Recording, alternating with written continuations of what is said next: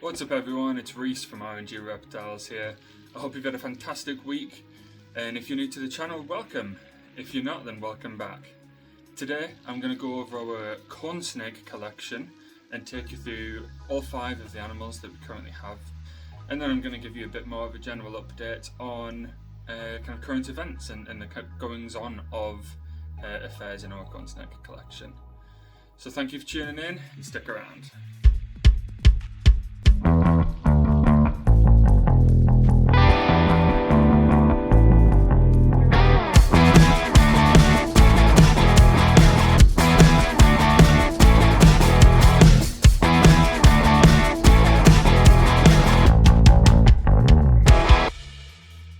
So I'm just going to kick things off by sharing a little bit of bad news, to be honest. So Twitch, who was a scaleless, blood red, anery female corn snake that we introduced to our collection 2 weeks ago, sadly passed away after being with us for about 8 days. When she passed away, she seemed to have a lot of really severe bruising around the umbilicus region of her torso. So we do believe that she actually had a problem digesting or something.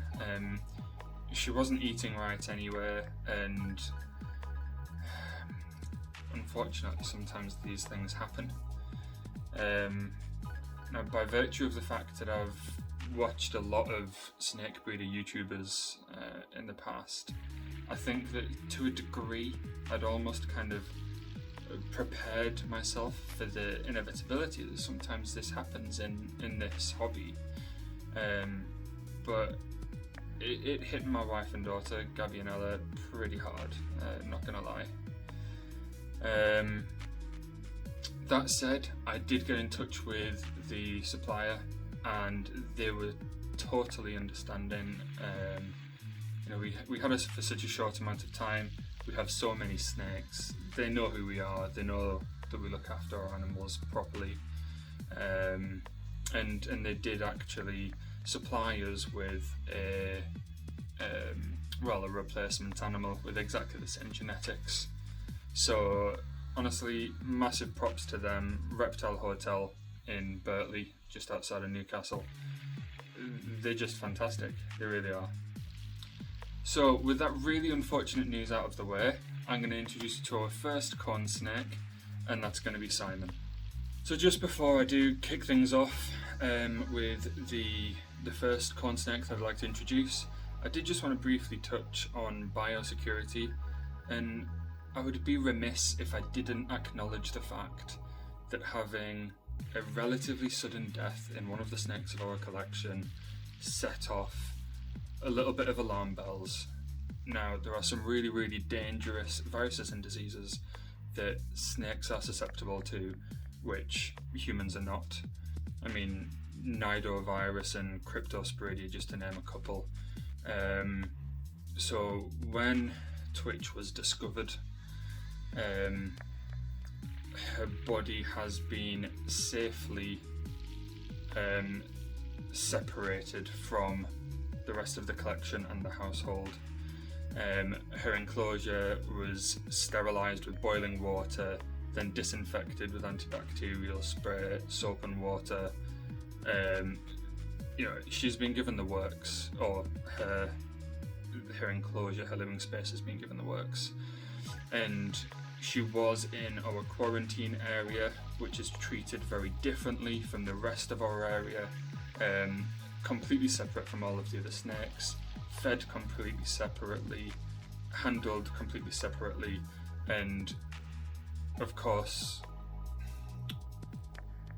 put through as thorough a quarantine process as possible. Now, I did actually consult some other members of the reptile hobby community just to seek a little bit of advice, making sure that the biosecurity protocols that we have here are adequate, and I'm comfortable that they are. So fingers crossed, this is a one-off incident. We did everything that we could and continue to do everything that we can to keep all of our animals healthy and safe. So this is Simon. Simon is about 10 and a half years old, and Simon was actually the first snake in our collection.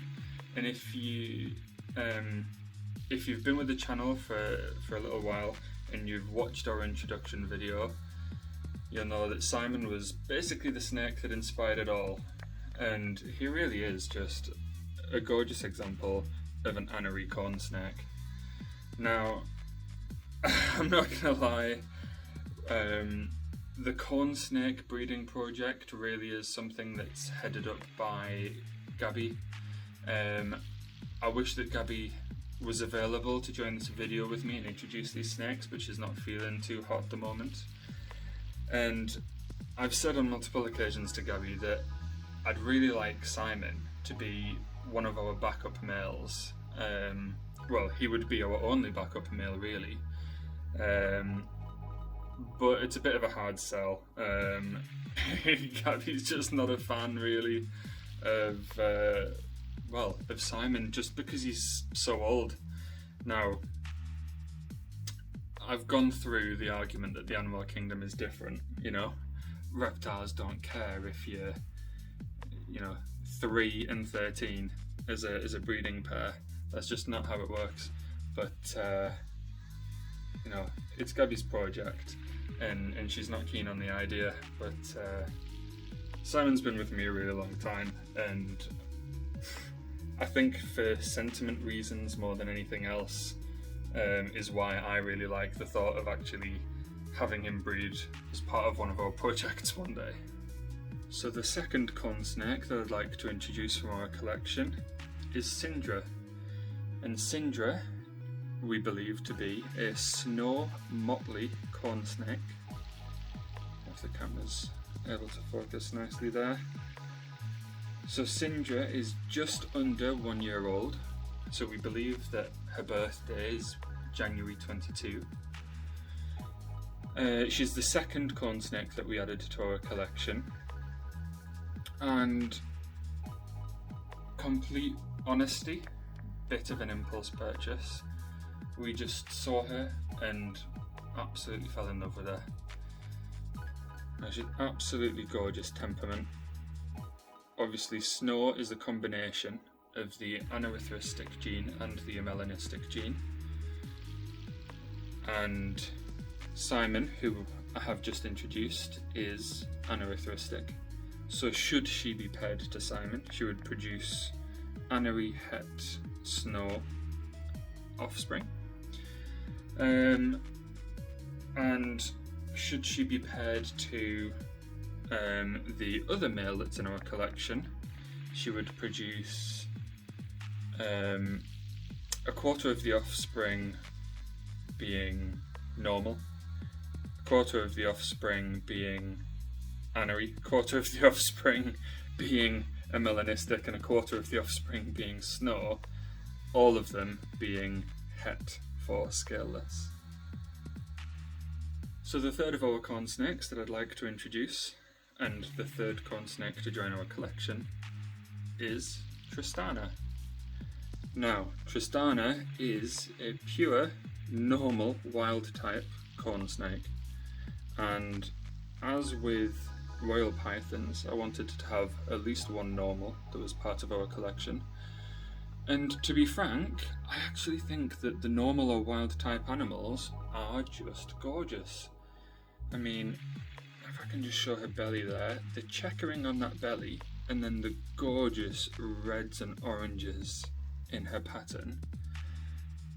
I mean, particularly the reds and oranges is something, well, it's a colour palette that just doesn't exist in royal pythons. The closest you could get to that would be something like sunset ball python, and they cost 5 figures. So not something that I was about to go out and spend. But she's amazing. She really just settled in super fast, eats fantastic, as most corn snakes do.